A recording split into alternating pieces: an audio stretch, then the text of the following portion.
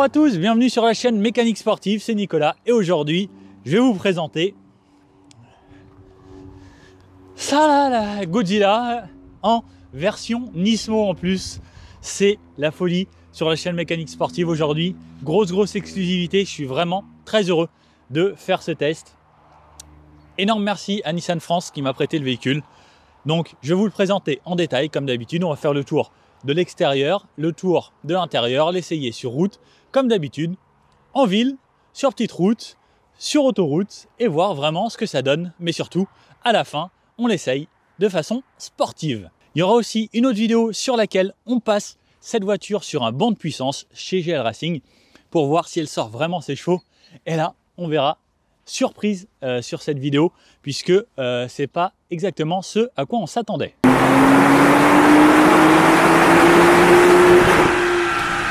Bon alors, on va commencer par l'avant, donc sur cette Nismo, donc c'est 2020-2021, c'est le même modèle.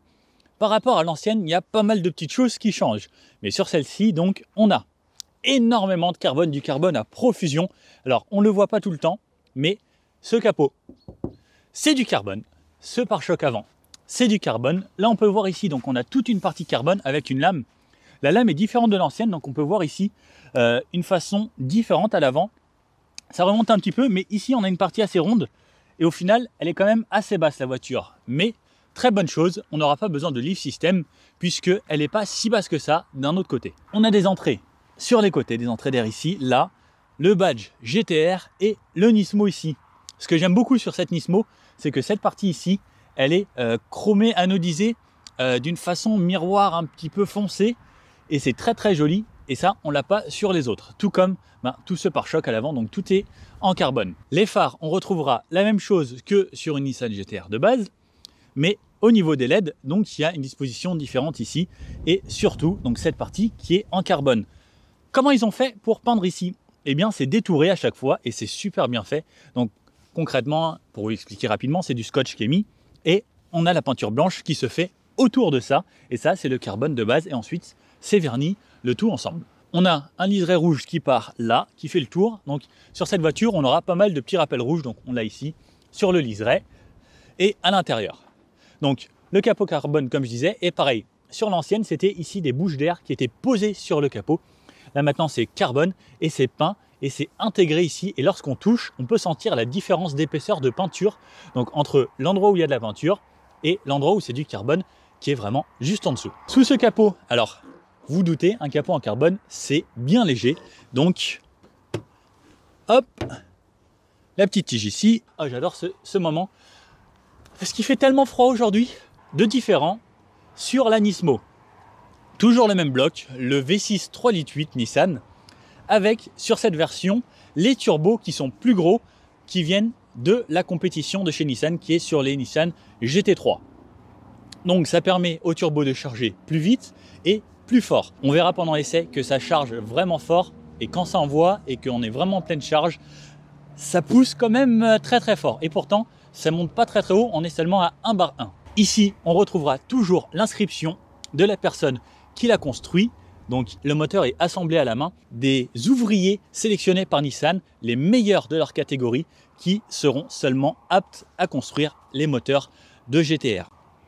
Sur la Nismo, la différence, c'est on notera donc sur cette partie rouge ici en plastique, le badge Nismo au fond. Sinon, quelqu'un de non averti pourrait ne pas faire la différence. Au niveau de l'admission, on a un filtre à air des deux côtés, puisqu'on a double admission, V6 de chaque côté, comme les biturbos. Sur le côté, autre nouveauté, donc on a ici les extracteurs d'air au niveau des passages de roues.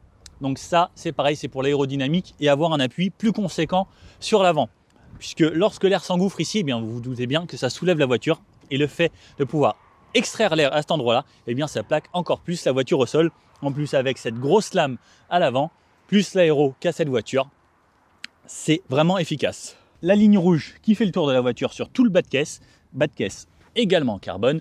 Et sur le côté, on voit ces jantes énormes en 20 pouces, 255 à l'avant sur du 20 pouces avec des jantes Race badgé Nismo ici, donc c'est gravé à l'intérieur et c'est des jantes en alu forgé. Juste derrière ça, on voit les gros freins carbone céramique avec des énormes étriers Brembo 6 pistons à l'avant.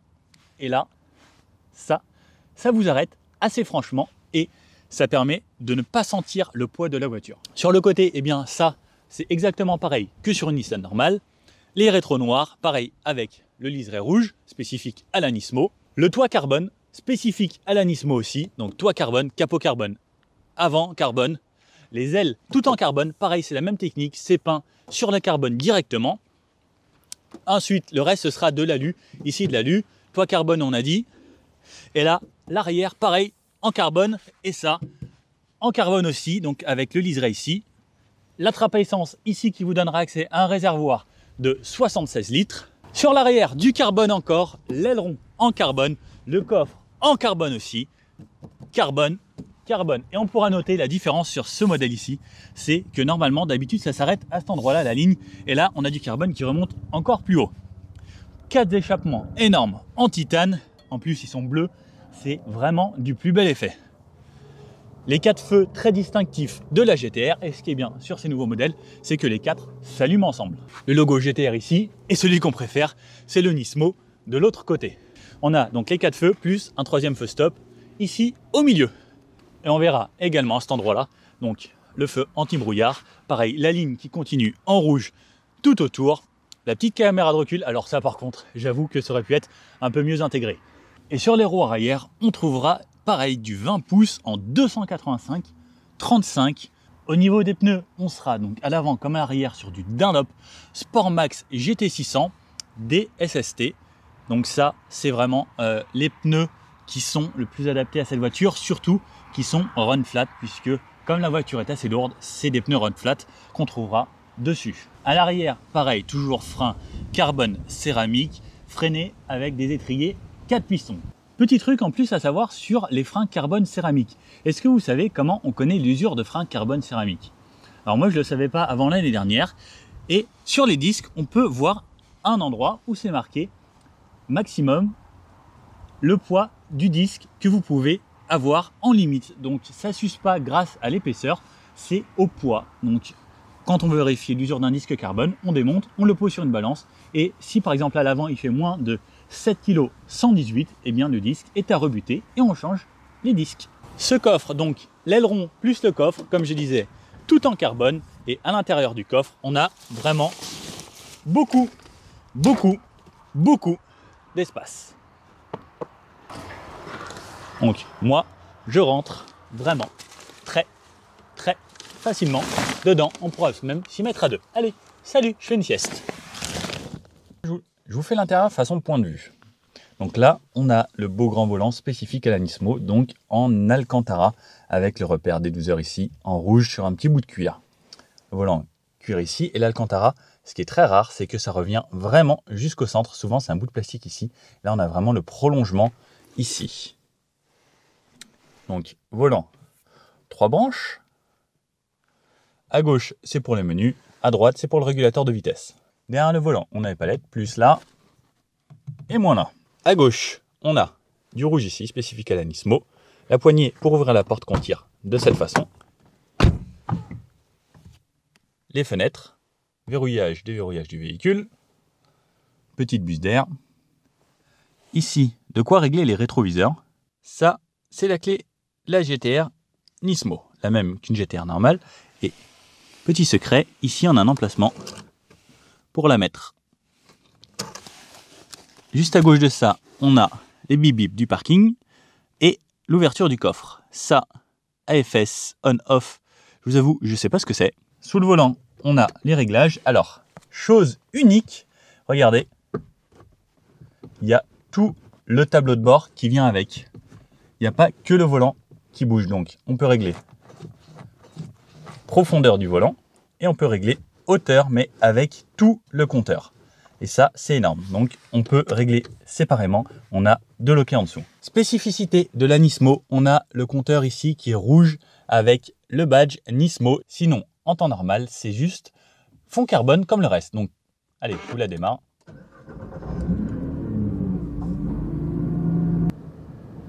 Donc, voilà à quoi ça ressemble une fois démarré. Et quand on met des petits coups de gaz, on a de quoi naviguer dans les menus de l'écran ici, juste ici.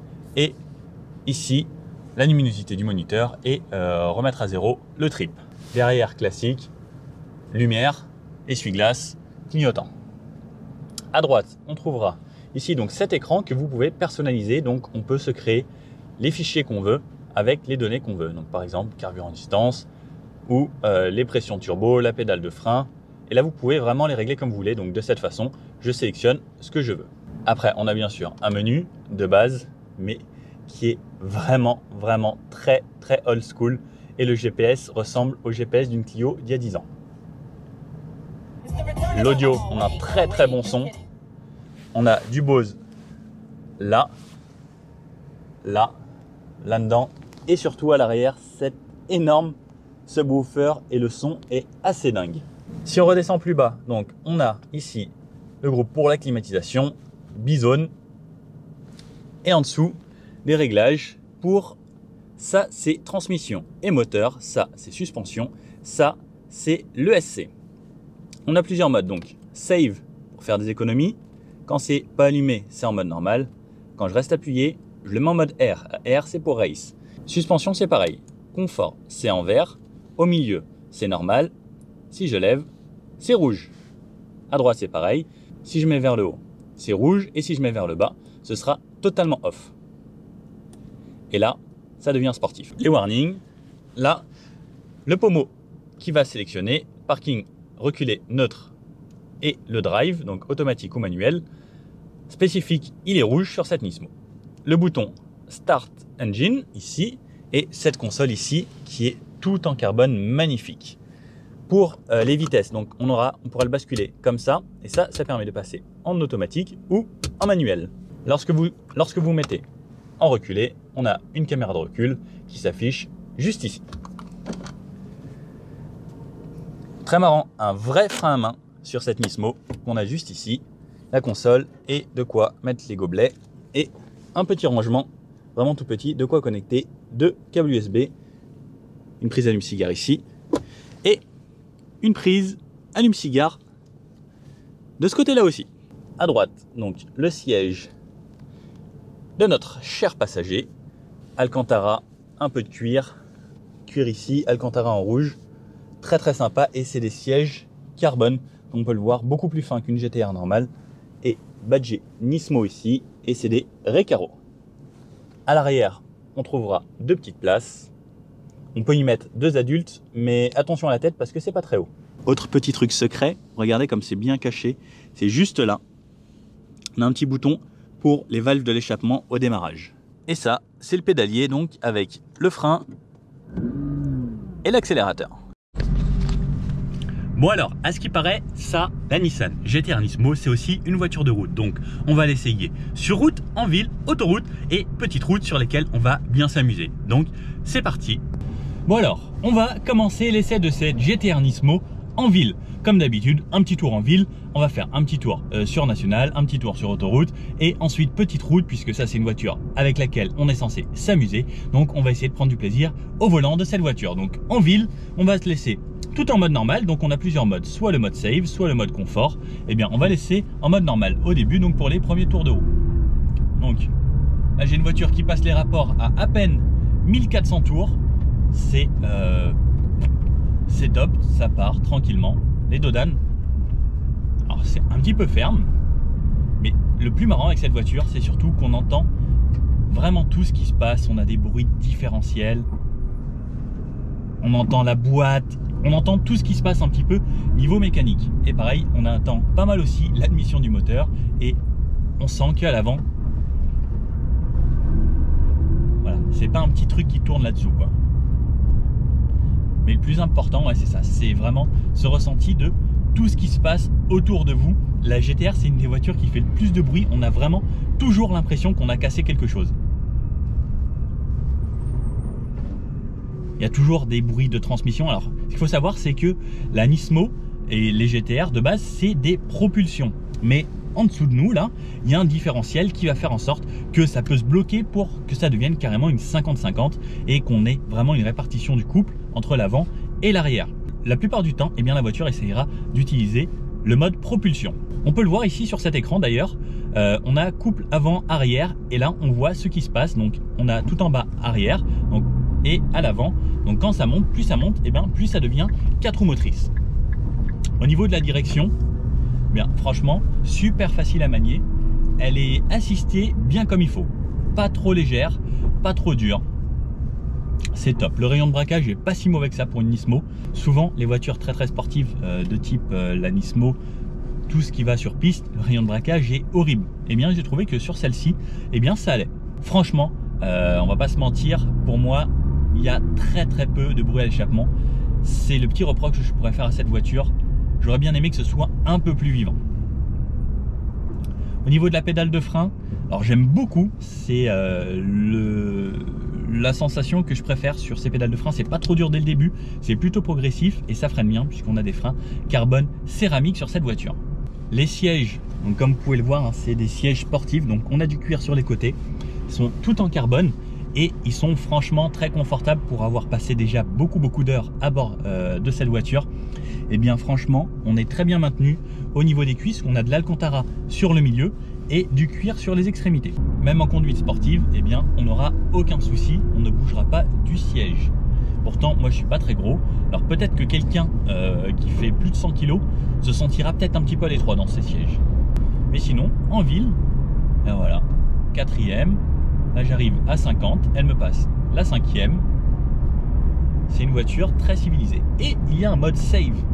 Save, ça va passer les rapports encore plus tôt et ça donnera une réponse à la pédale bien plus douce. Donc vous pourrez accélérer un peu plus fort et jouer un peu plus avec la pédale de droite plutôt que d'y aller vraiment sur un tout petit filet de gaz. Et bien là, on pourra avoir une pédale beaucoup moins sensible. Et pareil, les rapports passeront encore plus tôt qu'en mode normal. On a le mode confort qui peut s'accompagner de ce mode save si vous utilisez la voiture tous les jours, parce que oui, la Nissan GT-R, tout comme la Nismo, peut être une voiture de tous les jours. On a un coffre énorme, on a 4 places, on peut vraiment y mettre des adultes. Alors l'entrée n'est pas forcément très facile, mais on peut y mettre 2 grands adultes. Si vous faites moins d'1m70 à l'arrière, ça passe sans souci. L'intérieur, on est bien, on a de la place, c'est spacieux, on n'est pas étriqué dans une voiture ultra petite, ultra basse. Franchement, c'est un véhicule utilisable au quotidien. Allez, on passe en mode R. Donc il faut revenir au milieu. Je reste appuyé 2 secondes vers le haut pour mettre le mode R. Hop, mode R, suspension R et moteur, transmission R. Et là, on voit que c'est tout de suite plus la même voiture. C'est tout de suite plus engageant. Je ne sais pas si vous avez entendu. Alors, je vais essayer de le refaire. Et donc j'accélère et quand je freine, la voiture tombe les rapports pour que je puisse relancer. En fait, c'est fait pour lorsque vous arrivez en courbe, la voiture c'est mon meilleur régime pour que lorsque vous ressortiez de votre courbe, on puisse mettre plein gaz sur le régime maximum. Donc là par exemple, elle se remet en 3, 4, et si je freine, et là on a les petits pop-pop. Donc on a toujours 1 ou 2 pop-pop, pas plus. Ce sera pas comme de gros pop-up mangue. Et par contre, wouhou, là il fait moins 1 degré dehors, les pneus sont froids, c'est dur à chauffer, ça glisse très facilement. Donc comme on a dit, c'est une propulsion, la voiture est très joueuse de l'arrière. Et la direction est franchement super. Pareil, niveau freinage, on peut vraiment faire confiance à la voiture. Et ensuite, si on veut jouer, on peut reprendre le contrôle sur les palettes. La voiture se débrouille quand même très bien. Et là, on prend des vitesses tout de suite beaucoup trop élevées. Le 0 à 100 avec cette voiture est donné pour 2 secondes 7. C'est à peu près une Bugatti Veyron. 2 secondes 7, c'est n'importe quoi. On a essayé le launch, il y a une vidéo sur la chaîne avec launch control et le 0 à 100. On est en hiver, malheureusement, ça va être très compliqué de faire des records, mais on a quand même eu un très bon temps. N'hésitez pas à aller regarder cette vidéo. Donc là je suis en manuel, puisque j'ai joué avec les palettes derrière. Donc la voiture reste en manuel parce que je suis en mode R. Si je veux repasser en mode auto, je bascule le levier et ça repasse en mode auto. Et là la voiture me repasse les rapports automatiquement. Mais tout le temps on a cette envie. Et et ça devient vraiment une drogue. On a tout le temps envie, tout le temps. On ralentit, on tourne, gentiment, on peut rester en mode auto et...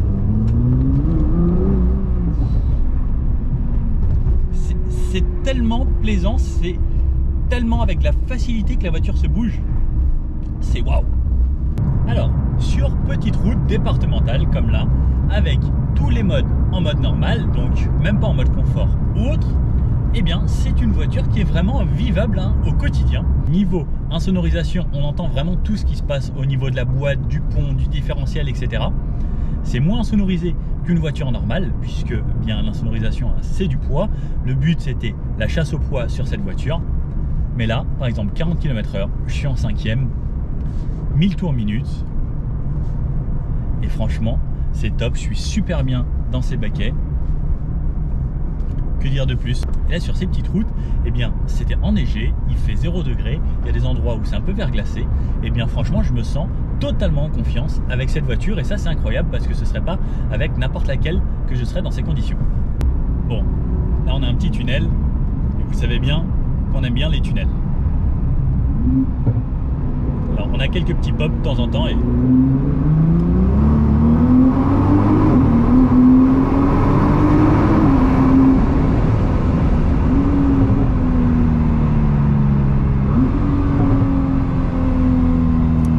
ça mériterait quand même franchement une petite ligne cette GT-R.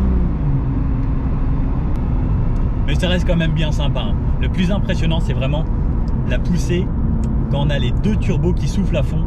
Là on a l'impression que ça va jamais s'arrêter et ça monte très vite. Je pense que sur Autobahn là on doit se faire plaisir mais jusqu'à 300 et la voiture c'est un rail. Franchement même à 200 elle est hyper facile à contrôler. Ça c'est une super bonne chose et c'est pareil, c'est toujours super précis et à l'intérieur eh bien, on est vraiment en confiance avec cette voiture même quand on roule très vite. Hop. Et quand je mets les suspensions en mode R, eh bien c'est vrai que c'est quand même tout de suite beaucoup plus rigide et ça affine encore cette précision dans la direction et ça c'est hyper impressionnant.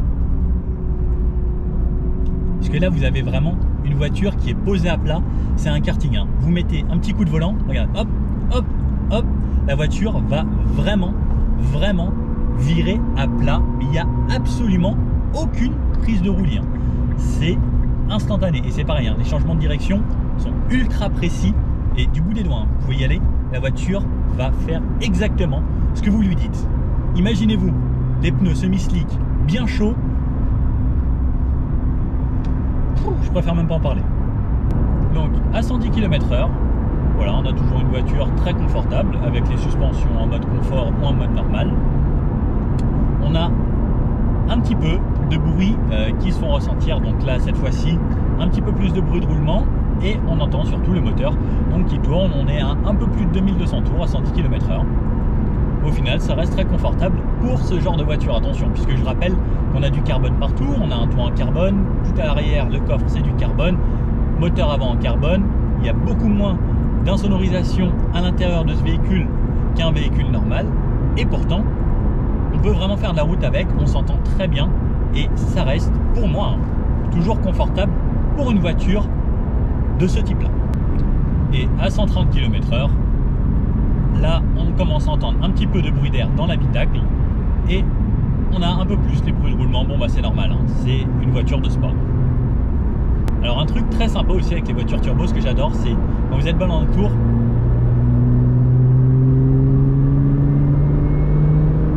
quand ça charge comme ça, mais qu'est-ce que c'est sympa, on entend et ça charge. Et par contre si on est plus bas dans les tours, là ça s'envole directement. Dès que vous passez 3000 tours minute, et bien là on a vraiment les turbos qui sont dans leur bonne plage de régime et là ça charge et ça s'arrête plus. Et quand on est vraiment tout en haut à 4000, et par contre si vous partez par exemple déjà à 5000 tours, waouh, ça vous emmène jusqu'à 7000, 5000, 7000, c'est quasiment instantané. Et 4000, on entend à partir de 4005, il y a tout le turbo, toute la pression qui se met. Oh là là, mais Et ça donne tellement envie. C'est un pouce au crime cette voiture. Oh là là. Turbo met un petit peu de temps. Donc on a un petit temps de charge et par contre dès qu'il est parti, ça s'arrête plus jusqu'à la zone rouge qui est à 7000. Ça vous emmène, ça vous colle à l'arrière, mais peu importe le rapport. Hein. Si vous êtes dans cette tranche de régime entre 4005 et 7000, première, deuxième, troisième, quatrième, cinquième, sixième, ça pousse, mais continue, c'est hallucinant. Bon alors, là ce qu'on attend le plus, le petit test en dynamique sur une route bien sinueuse, on va voir ce que ça donne, mais je pense que là, elle va vraiment s'éclater et surtout, moi aussi je vais vraiment m'éclater avec cette voiture, c'est le fun, c'est le feu. On a des routes très froides, enneigées, donc on va pas faire les fous non plus, mais je pense qu'on va quand même pouvoir s'amuser. Donc là, on passe tout en mode sport ici, donc on peut mettre la transmission et les suspensions en mode sport. Le traction control, je vais laisser en mode normal, puisqu'on va pas trop s'énerver non plus, et on va passer en manuel. Donc pour passer en manuel, on bascule ici une fois et ça passe en manuel ou en automatique. Allez, on se remet un petit coup de deux. Ce que j'aime le plus sur cette voiture, c'est vraiment la précision du train avant. C'est impressionnant, vraiment la voiture, vous savez exactement ce qu'elle fait et on sent vraiment pas du tout le poids de la voiture, c'est hallucinant. C'est vraiment ce que je trouve. Et les turbos, quand ça souffle, ça charge, mais d'une puissance. Oh là là, il y a l'arrière qui est très joueur, l'arrière est très mobile. En sortie de virage, il vous suffit juste d'accélérer un peu. Hop, au moment où vous débraquez, l'arrière est ultra joueur. C'est un kiff pas possible. Oh là là, mais ça envoie tellement. Là on a des routes qui sont un peu grasses en plus et très froides. Donc là il fait -1. Mais qu'est-ce que c'est impressionnant. Ça envoie mais ça vous propulse, ça vous colle à l'arrière. Et donc ça le fait souvent avec les moteurs turbo parce que quand le turbo se déclenche, là ça vous aspire et c'est impressionnant.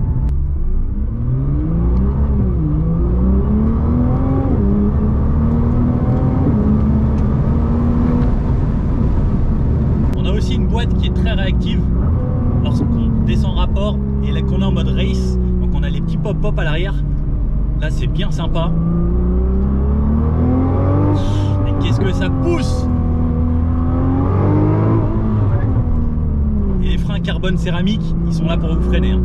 Mais c'est impressionnant à quel point on ne sent pas du tout le poids de la voiture. Oh là là là, mais quel pied Nissan! Nissan, je vous aime, franchement. Là, c'est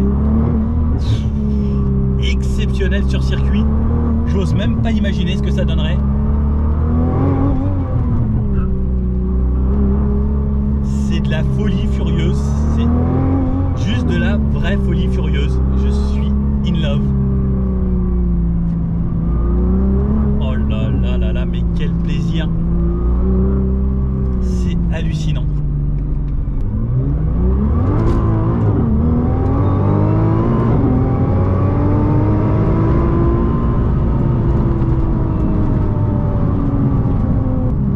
Donc là aussi sur cet écran on a plein d'infos, ça c'est bien sympa. Mais je vous avoue que pour les regarder en conduisant, c'est pas pratique. Putain, oh là là là là, mais c'est tellement jouissif. Quel plaisir cette voiture. Oh là là, le freinage est super top. J'aime beaucoup la pédale. Alors il n'y a pas trop de mordant, pourtant c'est des carbone céramique, mais c'est hyper progressif. Par contre si vous appuyez, ça freine bien. Oh là là là là là là là là.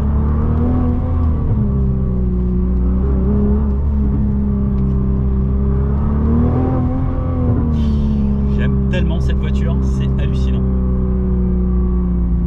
Je pense qu'il n'y a pas beaucoup de voitures qui procurent ce plaisir avec cette traction, ce contrôle et cette facilité. Puisque c'est ça aussi, c'est vraiment, cette voiture c'est la facilité, on peut la conduire, mais tellement facilement, elle se laisse apprivoiser. J'ai vraiment pas l'impression que c'est piégeur et c'est ultra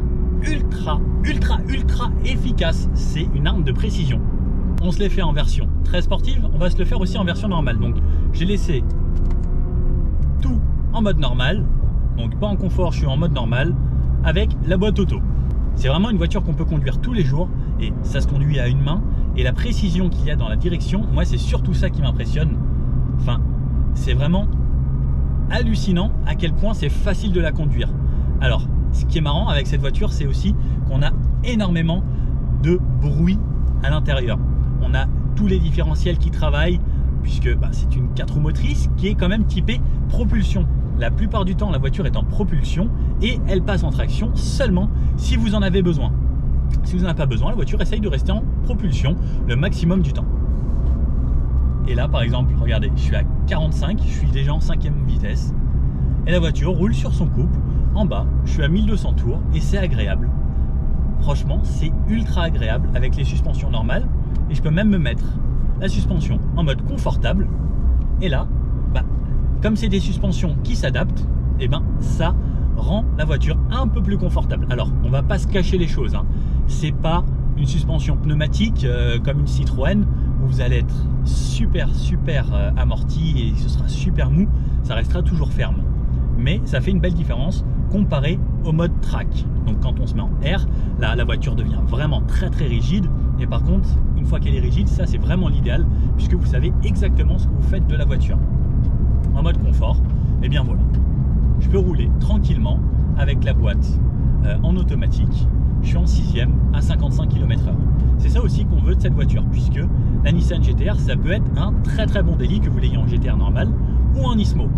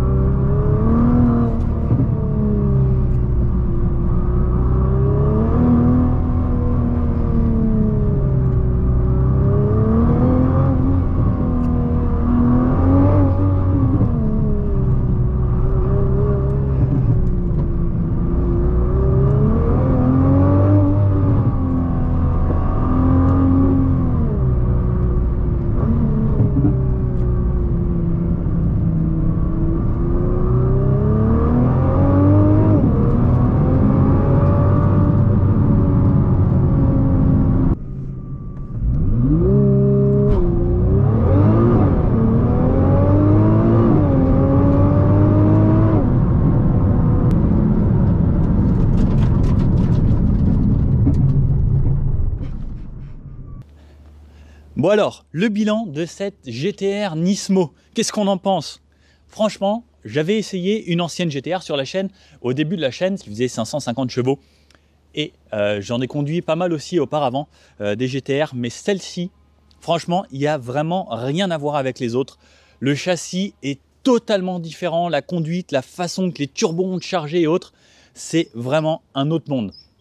De plus, le design de la voiture, alors on reconnaîtra toujours la Nismo, mais tous ces appendices aérodynamiques, ici les extracteurs, la lame carbone, les bas de caisse carbone, l'énorme aileron à l'arrière en carbone qui différencie vraiment cette Nismo de la GT-R normale, eh bien c'est franchement hallucinant. Dans la rue, eh bien tous les gens, des petits pouces, parce que c'est quand même quelque chose de fascinant. La plupart des gens adorent les Nissan GT-R puisque c'est la voiture qui a détrôné un petit peu toutes les marques et qui a fait remettre en question Ferrari, Lamborghini et autres, puisque lorsqu'elle a fait son record sur le Nürburgring, la Nismo, c'était vraiment le temps de référence à l'époque. Et ça, c'est pas n'importe quoi comme voiture. 600 chevaux, voire même un peu plus. N'hésitez pas à regarder la vidéo qu'on a fait sur le banc chez GL Racing.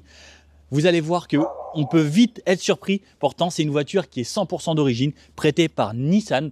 Grand merci à Nissan encore une fois pour le prêt de ce véhicule, puisque c'est pas tous les jours sur YouTube. Je pense pas qu'on soit beaucoup à l'avoir essayé, même que ce soit en France ou à l'international. C'était vraiment extraordinaire. Donc ces 600 chevaux sur les 4 roues motrices, donc comme on a pu le voir, c'est surtout une propulsion qui devient une 4 roues motrices lorsqu'elle a besoin. Chaussée avec ses pneus, bon, on a eu une météo, comme vous pouvez le voir, il a neigé, il fait super froid, on n'a pas dépassé les 0 degrés. Donc, c'était pas l'essai le plus fou qui était, mais vraiment un ressenti hallucinant. La direction est hyper pointue. C'est une voiture qu'on emmène exactement où on veut. Le freinage avec les freins carbone céramique, c'est pareil. La voiture s'arrête à partir du moment où vous appuyez sur les freins. C'est impressionnant. 220 000 € pour cette voiture. Alors, c'est sûr que ça fait un certain budget, mais à 220 000 €, il n'y a pas beaucoup de concurrence avec ces performances-là. On a du carbone partout, comme on disait, capot carbone, pare-choc avant carbone, du carbone sur les ailes, l'aileron, etc. C'est des pièces qui coûtent excessivement cher. On a le toit carbone aussi, à l'intérieur des sièges carbone, et c'est pas quelque chose qu'on retrouvera tous les jours. L'équivalent, c'est à peu près une Porsche GT2 RS qui sera peut-être un peu plus affûtée, un peu plus pointue, mais là, on a quand même un outil, un scalpel pour le circuit. Ceux qui poseront la question au niveau de la consommation, je n'ai pas vraiment regardé, mais on est au-dessus des 20 litres, on est entre 20 et 25 litres au 100. Alors bien sûr, c'est une voiture faite pour s'amuser, mais on a quand même un mode save. C'est assez marrant d'avoir un petit mode save sur ce genre de voiture, mais c'était que du plaisir. Merci à vous d'avoir regardé cette vidéo. N'hésitez pas à vous abonner, un petit pouce comme ça sur la chaîne. N'hésitez pas à mettre la cloche aussi. Ça permet de recevoir toutes les nouvelles vidéos. Il va y avoir beaucoup de choses très sympas en 2021. 2021, ça s'annonce une très belle année. Merci encore à tous ceux qui m'ont aidé à filmer. Merci encore à Nissan.